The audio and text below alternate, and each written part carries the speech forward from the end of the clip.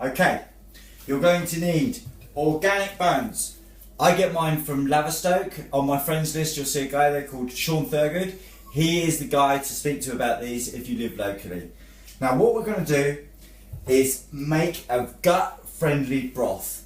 Now in here you've got collagen, you've got lots of proteins, you've got really good guys that are going to heal your gut, but we're going to break them down and it's really dead simple. You just get your bones, stick them in your pot. This is a shin bone, this is the top part of a femur. I'm not sure if it's a buffalo or beef. Buffalo I'm guessing. Put them in there, 3 onions, in they go. Garlics, in they go. Salt, this is important. Your white rock sea salt that you get from the local supermarket is white for a reason, it's been bleached. It's basically sodium acetate on its own. Himalayan salt or brown salt has got all your 4 electrolytes in there. So it's got calcium, potassium, manganese and sodium balanced. So potassium lowers blood pressure, sodium raises blood pressure. If you have just sodium on its own, salt's bad for you, but that's not salt. Proper salt contains all 4 of your electrolytes balanced in nature. So we're going to put plenty of salt in there. This is not going to raise our blood pressure too high because it is a balanced Himalayan salt. Pepper we've got to go steady on. Can aggravate the gut a little bit, but it's good for flavour. A little bit of pepper. Okay, we're going to put a spoonful of coconut oil. Coconut oil is good stuff. It's a medium chain, pardon me, saturated fat. It's antibacterial, antimicrobial, so it will help to kill the pathogens in your gut. And when I say a spoon, I mean a good spoon. In it goes. Lick that off later. Cool. Now, water. We don't want to use tap water. Tap water has chlorine in it. Chlorine destroys the good flora. It has no effect on the yeast balance of our diet. So if we're killing the good guys, and then you need candida in your diet, but the chlorine in water kills your good guys, doesn't hurt the yeast, so then you get a yeasty gut and candida gut, and that causes the leaky gut, the leaky intestines that we're talking about. So the rule of thumb with this bottled water, as we said before, it's not the greatest stuff in the world. You know, it's been exposed to UV light, there's xenoisins in it. The rule of thumb is get the cheapest one you can because it's sat on the shelf the least amount of time. So buy the supermarket's own brand mineral water, but you know, the cheapest stuff, the stuff that hasn't been, the problem with the high end of market stuff is people don't buy them, they sit on the shelf longer. It's better than tap water, it isn't great, but unless you've got an underground well of your own, we've got to use this stuff. And we're just going to pour this straight in till it almost reaches the top. So that's, I'm not sure what litre pan is this. Do you know, Marie? I think it's a 6 or 7 litre. So this is a 6 or 7 litre. We've got a big one coming, but we want to get as much fluid in there because there's going to be some evaporation and you might even need to top up the water.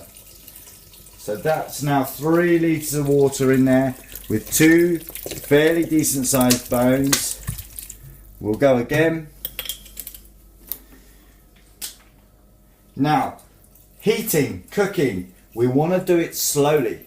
We do not want to heat things up too rapidly because when you heat things up, or too hot, too fast, because when you heat things fast, you change the molecular structure. So we want to slow cook this, not in the slow cooker overnight because that can destroy a lot of stuff as well. We want to try and cook this for 3 hours. So we're going to put it on full whack to start with, lid. Once that begins to boil, we will turn that right the way down and just let it simmer for 2.5, 3 hours. When you have this, you're going to have this with your meals. It's a meal in itself. You know, the first few days we might just juice and just have broths to really give the stomach an easy time. This has got collagen in it. It's got repairable proteins and fats in it, and it is super easy to digest. That's why it's on this detox. And super tasty. And it's nice. Tastes really good. It's a treat. It's nice. You know, we've been on experiment with this detox for the last few days. We ran out of broth because we wanted to make this video for you today.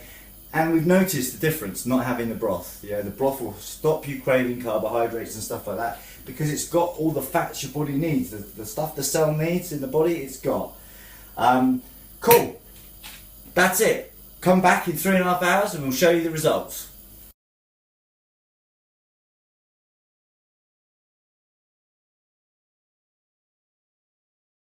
Everyone, welcome back.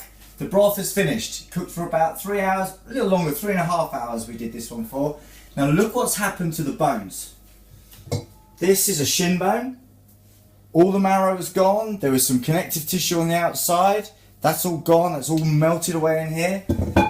This femur has now split into 2 bones. So all that connective tissue, all those ligaments, all those juicy bits of collagen, they've gone. They've evaporated in. What I did was I took the juice, the broth, out and blended it and then put it back in. So what we're left with, if I get this, is this brothy, fatty, soupy type mix, which is absolutely stuffed with healing, collagen, essential fats, easily digestible proteins. That's the key with this, that these proteins are going to sit in your damaged microvilli, those blades of grass that we talked about that are not happy with life because of the antibiotics, because of the household cleaning products, the toxic environment we live in. They're damaged, they're not functioning well, so we need to put them in an environment where they can actually have a break and heal. And this stuff has got all the stuff in it to help them heal. Highly nutritious. And I think Marie and I worked out the cost of making this whole pot of broth is around £2.50. Yeah, the bone cost us about £1. The water cost us about another £1, and then the onions were pence, not including the gas. So really cheap meal. You know, hugely versatile. You can put this is a stock, so you can put it into soups. Here we have some South African sausage, and what I've done is I've actually bulked it up with the stock to make a really nice flavoured gravy. Yeah. Okay, now, once you've got your broth, what we're going to probably do is have a few days where we just have broth, but what we're going to also do is with a meal, to help you digest the meal, you know, if you're having some proteins in it, you have one of these, like that, and let's do a taste test here with young Isabella. I'm going to put a little bit of cold water in it because it's still 80 degrees, so it's pretty warm. You can put a bit of water in this stuff, you know, to cool it down.